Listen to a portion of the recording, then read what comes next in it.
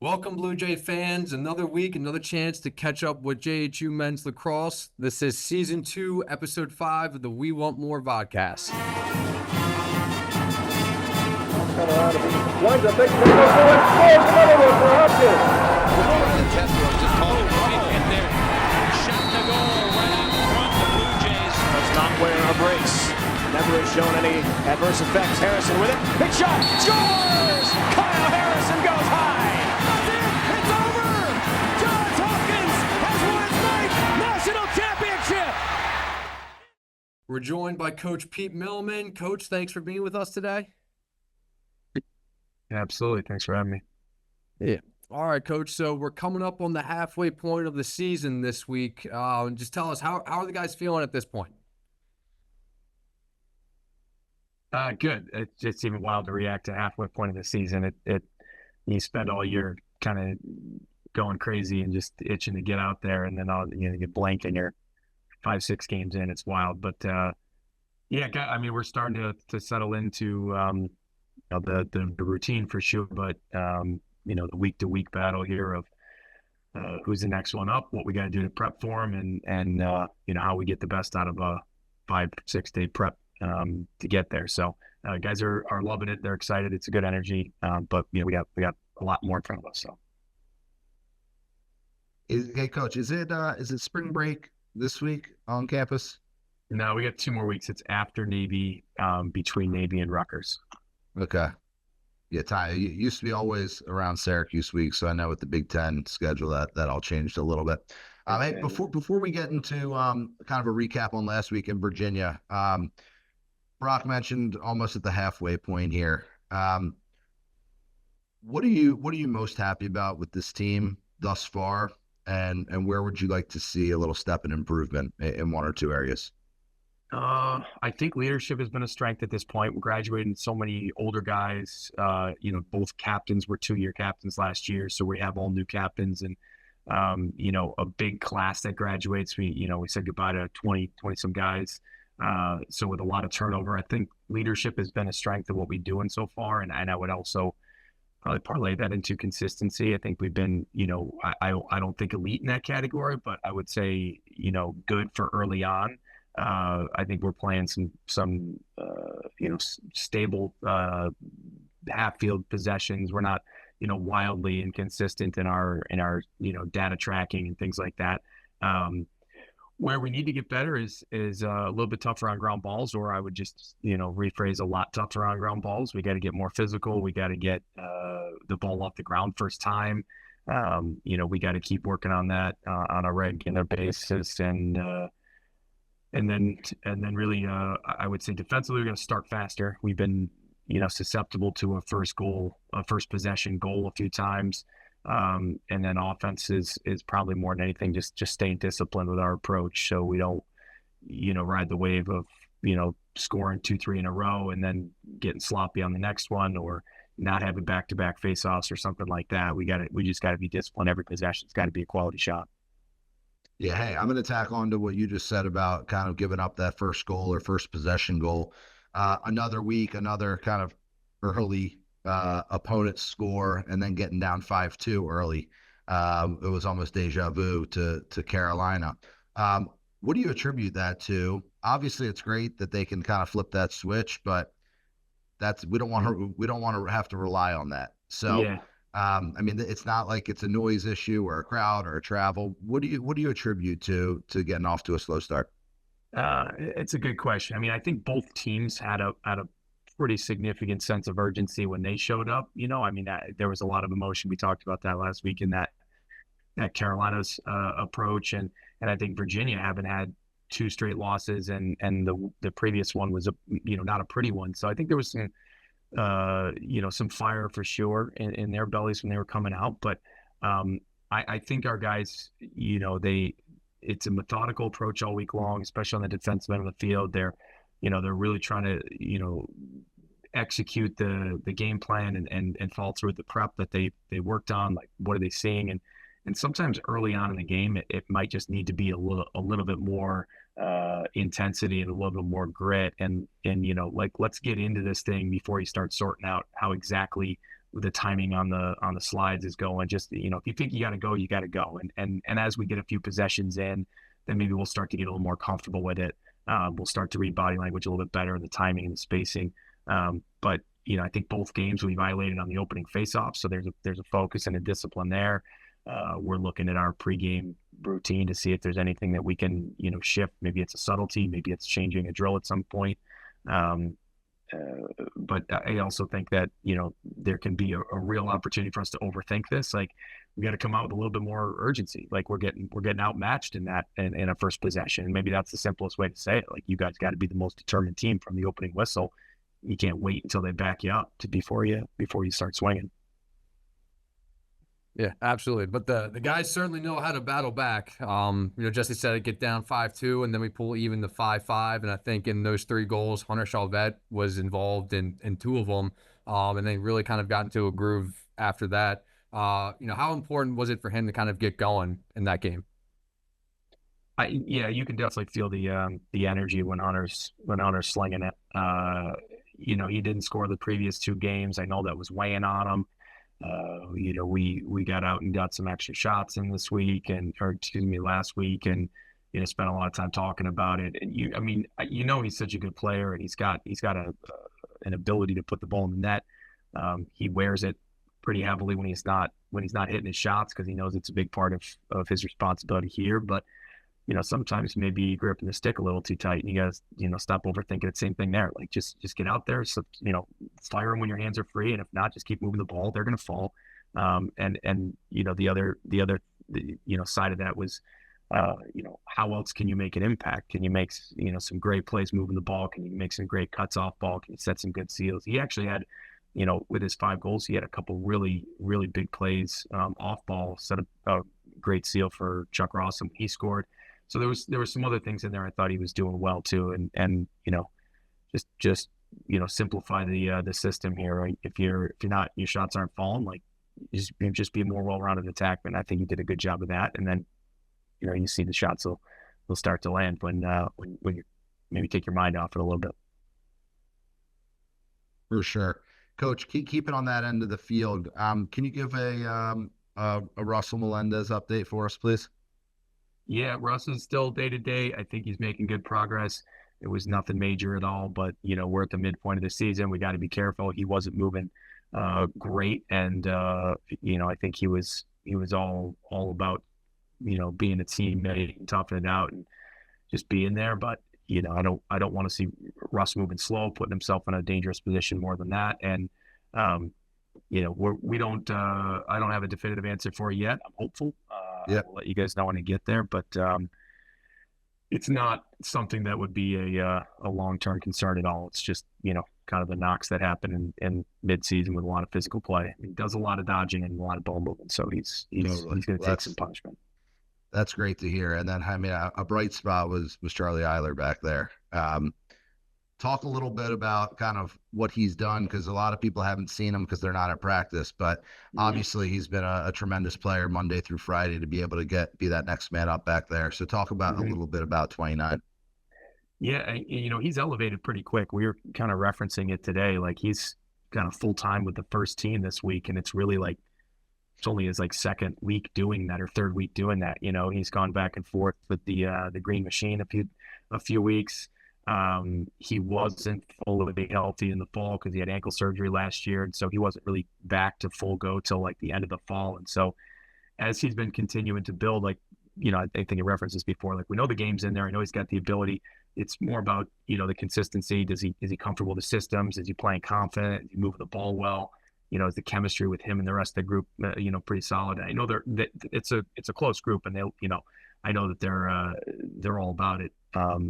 But I just need to make sure that, we're seeing enough of those plays. And the last few weeks, it was just kind of undeniable, he's down at the other end of the field, dicing up the first defense at times. And, I got Coach Cohen and Coach Kester in film meetings, and they're like, you got to get Eiler down there with you. And so we brought him over, and it just like a random luck. He was just supposed to play in the second midfield line. But he is, natural attackman, and just kind of slotted in for Russ when Russ couldn't go. And he made big plays, then when the time called, he answered.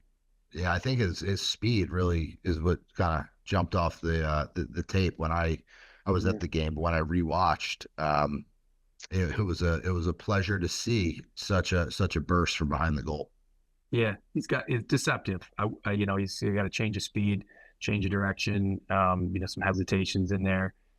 Sometimes a little bit too much, and we got to just pick a direction and go. But he's a freshman eligibility, and like a lot of the guys on that end of the field, that's just kind of getting going with his career here and feeling his way through it. But we're excited about him for sure. Yeah, and on top of all that, playing with a lot of confidence, which is a joy to see him play loose. Yeah, for sure.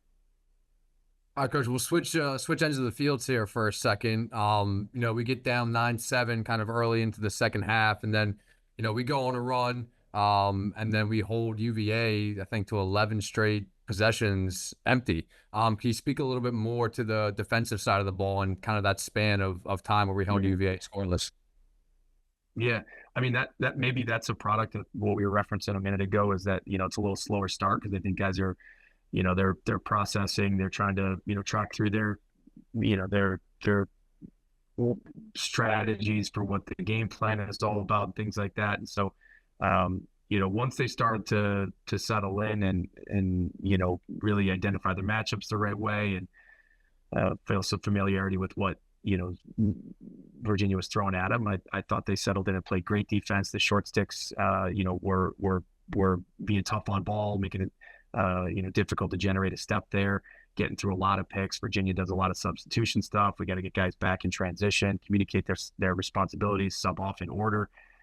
So it's kind of the whole kitchen sink at times, and it can rattle you. But I think maybe to answer your question, like one of the best things we did there was we just settled in and stayed composed and just took it one step at a time. It's a odd man transition. Then there's substitution games. Then there's an extra man coming out of the box, and then they're setting the big littles behind, and then it's up on the wings, and then they're attacking your short sticks in space, and it's one thing after the next. And don't overthink it. You're gonna get a switch. You're gonna have one of our short sticks on their top attackman. You're gonna have guys, close defensemen playing up top, like all different things like that. And I think that's the way Jameson builds that system for those guys to just keep plugging along. And I thought they did a really good job of that, especially in that stretch. When we got in a little bit of a rhythm offensively and found that strength defensively, you separate their game with a 5-goal run.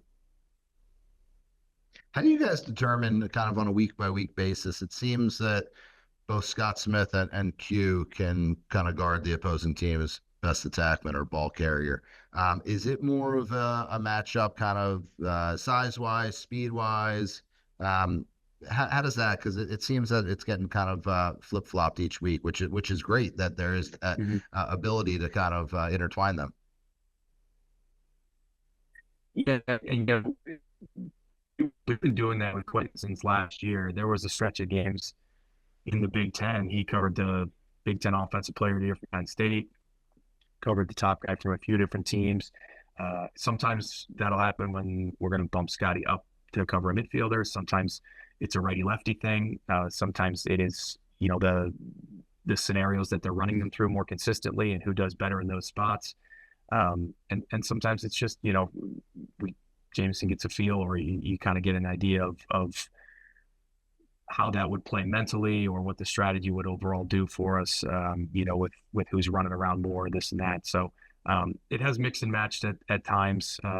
Sometimes, like everything else, you can overthink it. You just go ahead and put your guy out there, because we're not afraid to slide and rotate around. And so you get guys in all different spots pretty quickly. So no one's married to their matchup the whole game through. So we just, got to embrace that before we go anywhere. Coach, we're no stranger to close games this year, right? Another 1-goal game. We're up 13-9.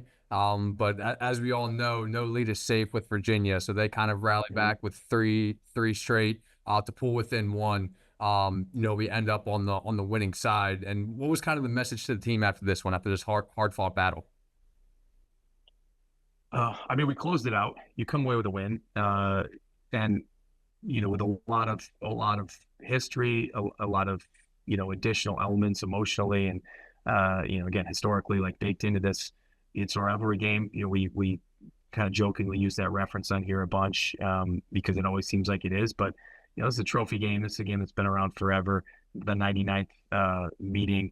So it's always going to have a special place, in our season. It's always going to be a priority in a different way.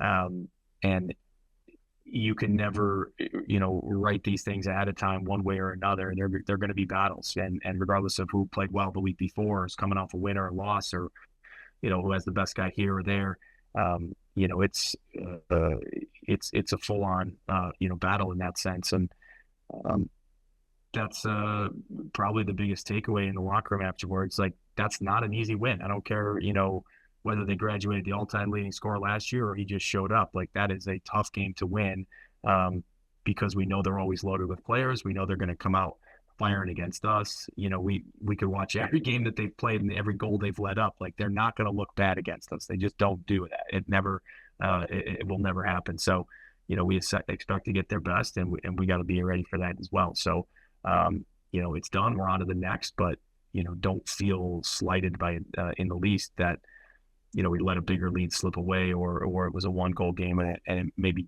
didn't need to be because there's lessons there to execute better. And we certainly needed to do that. But, we got a little bit of a lead and, they go on runs. They play with a fire in there and a pretty aggressive pace on that end of the field. So, they can score in bunches. We just need to be a little more disciplined down the stretch.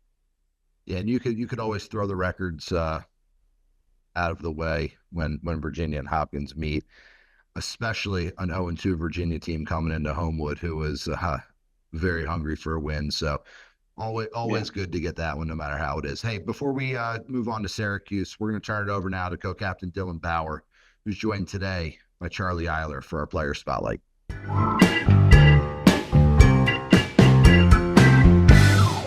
Hello, everyone. I'm Dylan Bauer, graduate student midfielder on the 2025 Johns Hopkins men's lacrosse team. I'm also a co-captain and excited to be a part of the We Want More Vodcast. Today, I'm joined by sophomore Charlie Eiler for our player spotlight. Charlie, thanks for joining me today. Yeah, thank you for having me. I'm super pumped for this. Well, let's start off pretty simple here. Just tell us a little bit about yourself, introduce yourself, where you're from, and a bit about your family. So I'm Charlie Eiler, sophomore from Alamo, California. I have an older brother who works in San Diego now, and both my parents still live in Alamo, California. They work there and have a good time. They come out to a lot of games, which is nice. So it's good to see them every once in a while. Right on. So you came to Johns Hopkins from Alamo, California, but you were born in the Cayman Islands and later lived in Alberta, Canada until you were about 6 years old. That's a pretty unique path. Tell us what you remember or what you loved about the Cayman Islands and or Canada. So I was born in the Cayman Islands. My parents lived there from, I think, 1994 to 2008-ish. So I think I was 4 or so when we moved from Cayman to Canada. But I don't remember much about Cayman. We've only been back a couple times, but it's obviously a beach everywhere you go. It's super small island, but it's awesome place. And then in Canada, we lived in Calgary. I think that was for 2 or 3 years, which is stepping back to where my parents kind of grew up. They grew up in Edmonton, which is kind of close by. But and then I've lived in California for the past remainder of my life, so like 11 years, I think. So, Gotcha. So do you identify as Cayman or Canadian? I identify as Canadian. Well, I feel like my blood is 100% Canadian. Both my parents grew up there. It's where all my family lives. So, Gotcha. Well, let's get into a little bit about why you chose Hopkins. So you chose Johns Hopkins, obviously. When did you know that it was the school for you and that this is where you wanted to be? So coming from California, obviously lacrosse wasn't like the first thing in my head until around probably late-ish middle school, middle of middle school probably. But one thing I always remember is just waking up on Saturday mornings to catch, it would mostly be Hopkins games, and that like the baby blue obviously stands out, looks really good, and just learning a lot about the history of the school throughout the recruiting month. It's a super it's an opportunity you can't really pass up on. The tradition, the academics, obviously the lacrosse, and when I met some of the guys on the team, it kind of just felt right. So it was kind of an easy decision. Definitely. Yeah, so you worked your way back from an injury last year, right? And you were able to play in the season opener at Denver. But you really made your splash last week with 1 goal and 2 assists in our 99th Hopkins Virginia game. Now that you've had a couple days to think about that, just take us back and tell us about that experience. I mean, 3 points in your first your first game on Homewood, that's got to be pretty special. Yeah, obviously it was super special, probably unforgettable experience, especially my parents in the stands. That was awesome having them there. It was super awesome, but I think like also a big part of it is like our offense is a motion offense, so kind of you can put anybody anywhere on the field and we can run it the same way.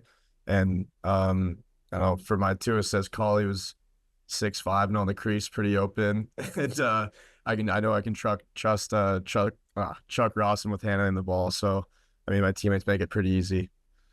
Definitely, definitely. Well, we're gonna get into some more interesting questions, more tailored towards our team, and let people get to know us a little bit more. We'll start off pretty easy here. If you could be anyone on the team for one day, who would you want to be and why? That's a really good question. Um, I would probably say Jack Charbonneau. I want to know what's going through his brain, and I want to know how good the food is that he gets, because I know he's a big foodie. He cooks and he goes to some pretty extravagant restaurants. So I like to know what his day in life is like. Definitely. That's a good one. So who is the smoothest guy on our team with the ladies, if you had to choose one? And there's Zach Claiborne. It's gotta be Zach Claiborne. Wow, that is actually a tough field. I would not have thought about that. If you could choose 3 people to fill your foursome in our annual alumni golf tournament, who would it be? Any 3 people or like on our team? Well, you could choose one for being good at golf, or you could choose one just to keep the vibes high. It's up to you. All right. I'm taking you. You're in there. You're in that foursome. Probably gonna keep Max McCarthy, my roommate, around. Just keep the vibes high. I don't know how much he'd help us for the actual game. And then I'm gonna take my other roommate, Jimmy Ayers. He's pretty good, so he showed consistency on the course. So Hunter's not going to be very happy to hear that. I know a lot of guys on our team love to do movie impersonations, but if it really came down to it, who would be the best actor on our team? I mean, it's probably between Scott Smith and Stu Phillips. I'd put Scott up there too, 100%. So for those of you that don't know, Charlie Eiler may have the best hair on our team. It's up for debate. He's definitely given some good advice to those that don't. He put me on to some sea salt hairspray. It was the most recent he's put me on to. But who on our team has the best hair? Excluding yourself. Well, it's a good question, right? Right now, Luke Martin's growing it out. I think it's looking pretty good for him. I like it when Deans grows it out, but he's keeping it short recently, so I don't know if he can test with Luke Martin. That's true. Okay, who in your opinion is the funniest freshman? Probably Reese. I'd say Reese or Carmelo. I like Carmelo too. No Gregs.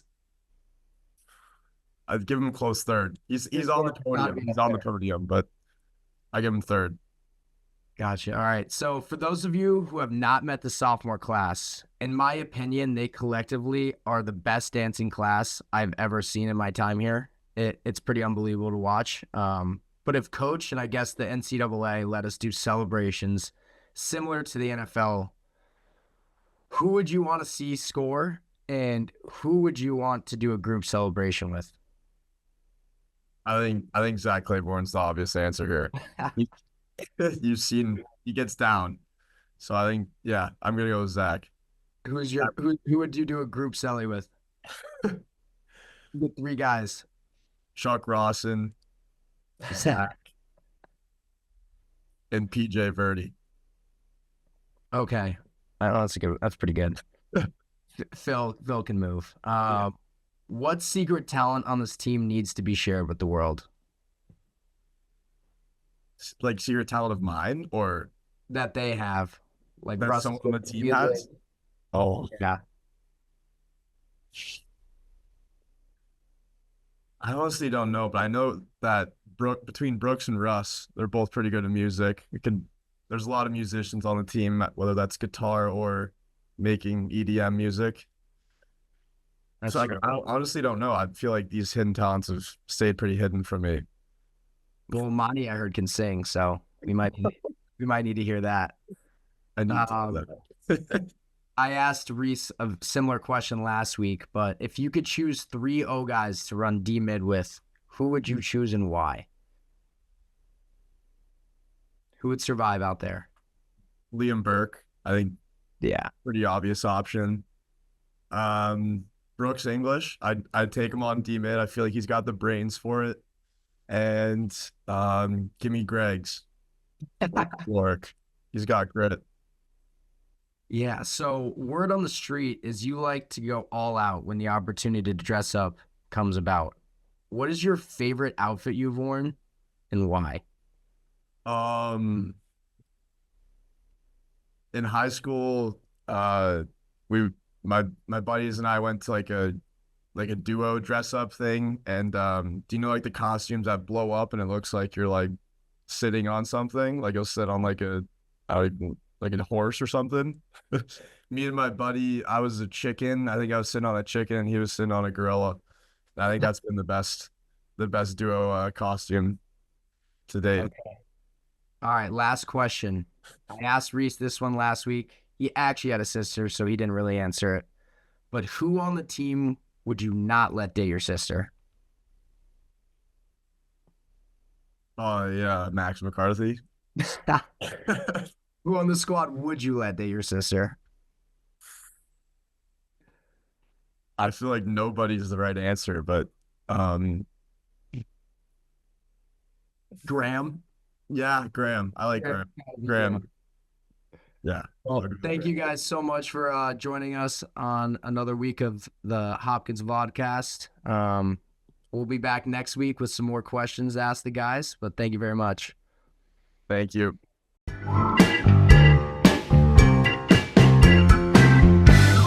Thank you, Dylan. That was awesome. And it's great to see Charlie getting some media exposure after his big game on last Saturday.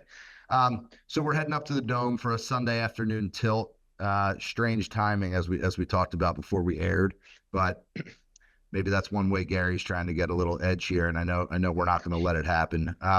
What are you seeing so far from Syracuse? I mean, they to me are always comparable to Virginia, and it was always interesting playing them a week after each other because it's not really a set scheme or a set defense, and it's organized chaos. And I feel like both of those teams do that better than anyone. So you saw it a little bit last week from Virginia. What do you anticipate from Syracuse this week? I mean, it's a very good team. You know, they're I don't know what their record is, 4-2, and they had a close game against Harvard and one against Maryland, and have pretty much dominated every other game other than that. They can score. There's no doubt they move the ball as well as anybody. They got some really talented shooters and some initiators. They're winning faceoffs. They got big physical defense. They got a really good team. It's good all around. I think they're clearly one of the top, in the top groupings of teams. They can probably play with anybody. I think they are scary when they're really moving the ball and winning possessions for sure. I think they've always done a great job. You referenced that they've always done a great job of letting their guys play, and therefore their guys play with confidence, and they especially play with confidence in the Dome. They play fast. They're always shooting aggressively. They know it's a tough place to play. It's a different environment. You can't hear. There's always flashing lights and all kinds of stuff all over the place. And so, it's a home field advantage, there's no doubt about it. But we just got to get our guys, dialed in the right way, and we get up there in attack mode, and we go toe to toe and see what happens. Yeah, I mean, it seems like every other game's a rivalry game. You got two programs here with very rich lacrosse histories. neck and neck with national championships, All-Americans, all that fun stuff. And Coach, you kind of touched on it a little bit, but the Dome's, it's a tough place to play. Speaking from experience, I know Jesse kind of touched on it as well, but especially as a goalie, it's not always Not an easy spot. Yeah, not always easy to play. What are we communicating with the guys in terms of like preparation for that environment specifically? It starts with how we build it throughout the week and even throughout the year. These are external components. They can factor in for sure, but they shouldn't be the biggest element of the game plan or our mentality going in. We can play on the moon, we can play on a parking lot, we can play on Homewood, we'll play in a dome, whatever. It's just going to be a set of scenarios that we've got to manage, a set of challenges that we got to navigate, and a team that we get a chance to go to battle with. So, there's little things you can do to get your guys, prepared for some of the elements. It's difficult to hear in there at times, and some of the sight lines are a little odd for the goalies. It's probably the one place that you want to get reps in there outside of the game if you can, if the schedule allows to get practice in there, but sometimes that doesn't always happen. So you got to build those in wherever you can. But at the end of the day, we should bring our home field advantage with us everywhere we go. The environment that we create on a regular basis, on a day in and day out in the weight room, and that should be something that we bring with us wherever we go, and keep our guys composed and focused and just ready for the next challenge.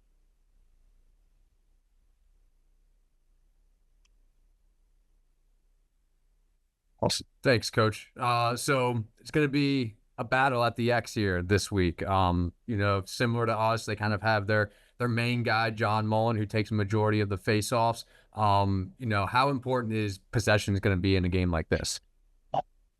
It's a big deal, especially with an offense that's this potent. It's proven to be a massive factor for us and our our success overall, whether it's offensively or defensively. We really find a big boost from winning those back-to-back possessions. But like I said before, they're a good team. They got a lot of good players. Their face-off guy is great. They got some athletes on the wings. It's going to be tough sledding to get the ball the majority of the time. I think we have the ability to do it, but they're not going to give it to us. And I'm excited to see Logan, battle this guy, and we got to have our full arsenal ready to go, because we have to have multiple options in every scenario, and what's the strategy off of that. But this is a great matchup for I think both teams, just to see how that fares. Yeah, and I think it'll be great. Sunday afternoon, not a ton going on in upstate New York this time of year, so hopefully everyone comes out to support, and it's a great atmosphere up in the Dome. I don't know if there's ever a lot going on in upstate New York, but it's close to home for me, so I always like getting back up there. But we were going on there for a mission, so good. All right, Coach. Well, we just wanted to wish you good luck. Have a great trip with the boys. Bring home a W, and we'll catch up next week. Awesome. Thanks, guys. Appreciate you having me. See you soon.